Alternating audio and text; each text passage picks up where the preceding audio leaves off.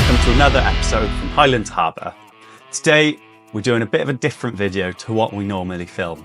I'm not in a car and I'm not fixing one either.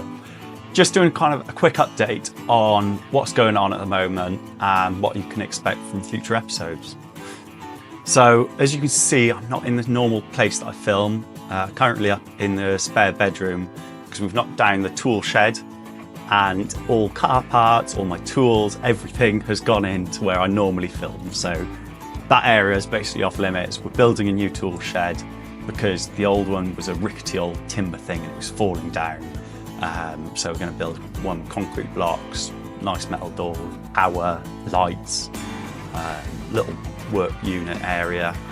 So it'd be so much better, to be honest. So I'm looking forward to having that done. I'm building it, so it might be a bit dicey anyway.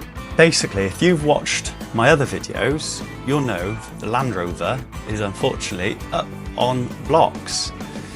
So after fixing the brakes on it, we took it out for a little spin and we were coming downhill. I chucked it into first gear because it's a really steep hill. We were using engine braking.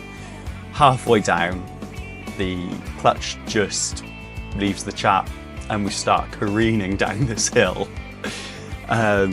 So I got a really good opportunity to test the brakes, which were fantastic. Made our way to the bottom of the hill, parked up, and then Lara went and got the pickup truck and we towed it home, put it up on blocks, and now we've started stripping it back. Our initial plan was just to get into the clutch, fix the clutch, get it back on the road and enjoy it. Now we've stripped it down, we have found so much rust inside the poor Land Rover. And I don't know how many people have owned it before us. If you're watching this video and you did own it once, please let me know. It'd be really interesting to hear a bit more of its history. But basically, everyone's done their own fixes on it and we're kind of going through it thinking, God, there's tons to do on this car. So that's what the plan is now for the Landy is we're just going to do a full restoration on it now. What I thought I'd share with you guys is kind of what we're using to work out how to fix it.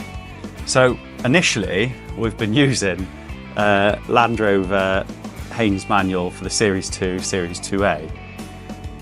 And it's good, it gets you started and it'll walk you through what you need to do, along with a bit of YouTube, to be honest, and seeing what other people do. But the biggest issue I have with using these books is, one, there's a lot of writing, which I can't bother to read all the writing, but the photos and the diagrams just aren't detailed enough, really.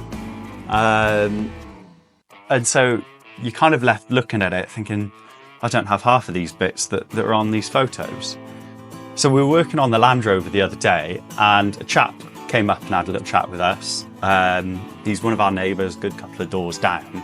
He's doing up a Series 2A in his garage, so he invited us down. And to be honest, it looks fantastic. Like, it's so much better than what we're going to do to the Series 3.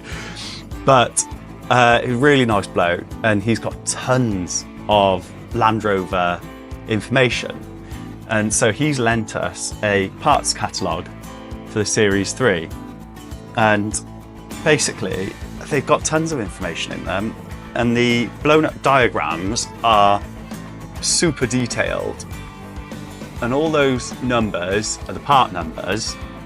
Chuck them into Google, you'll find exactly what you want. Yeah, that is an absolute godsend now. So we can start working out and making a list of everything that's either rusted away, been removed, we want to refit. All of those bits will be in there and we can work through that now whilst she's up on blocks. So that's the plan with the Land Rover. It's probably going to be the best part of a year now that she's not on the road. So a bit annoying, but that's what you get for buying a 50-year-old car, really. Then there's the Duster, where the winch is broken.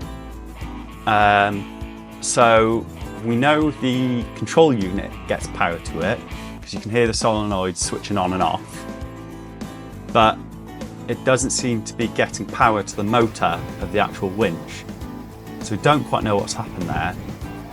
But to sort that, we've got to take off the whole steel bumper, because I've got big old hands and I can't fit them in to where the winch is, which is really annoying. So we're gonna have to remove the bumper of the Duster to pull the winch out, and then we can fix the winch. But I don't want to start doing that until I know that it'll either go back together that weekend, or we've got another car that we can take out, because the nuts and bolts might be rusted on that. They might shear.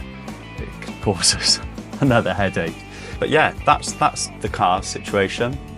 We're going to do some good bit of green laning and exploring next week. We're going down to Pembroke, so make sure you catch those videos when they come out. They'll probably be late next week to early the following week.